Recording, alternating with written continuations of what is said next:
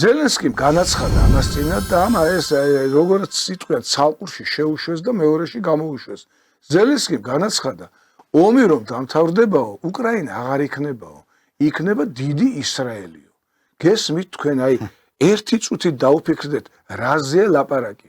ესე იგი ნადგურდება უკრაინა და თურმე იმიტომ ნადგურდება, როგორც დღევანდელი ეგრეთ წოდებული პრეზიდენტი, იმიტომ რომ ვადა გასული აქვს ზელენსკის და აღარ აღიარებენ, ეგრეთ წოდებული პრეზიდენტი აცხადებს, რომ იქ თურმე იქნება დიდი ისრაელი.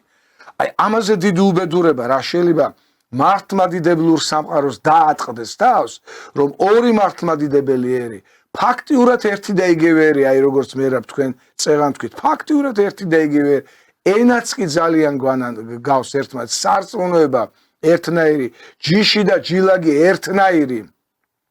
და საერთოდ კიევი არის რუსეთის სამშობლო.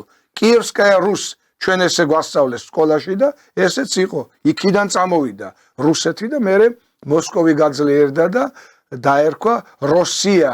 რუსია დაერქვა, სიამბლეში კიევის რუსეთი იყო. ხო და მოკლედ ისტორიას რომ მივყვეთ, ძალიან გრძელი ისტორია აქვს ამ ორ ერს და საერთოდ უკრაინა რატომ ქვია, მოკლედ ვიტყვი, იმიტომ რომ აკრაინა არის განაპირა, რუსეთის განაპირა მხარე იყო და აკრაინა დაარქვეს და შემდეგ ასიმილაცია განიცადა ამ სიტყვა აკრაინამ და დაერქვა უკრაინა, თორე ერი ერთი და იგივეა. ნახეთ რა ხდება. ორი მართლმადიდებლური ერი, ერთი და იგივე ჯიშის და ერთი და იგივე წარმოება ჟვიტავს ერთმანეთს.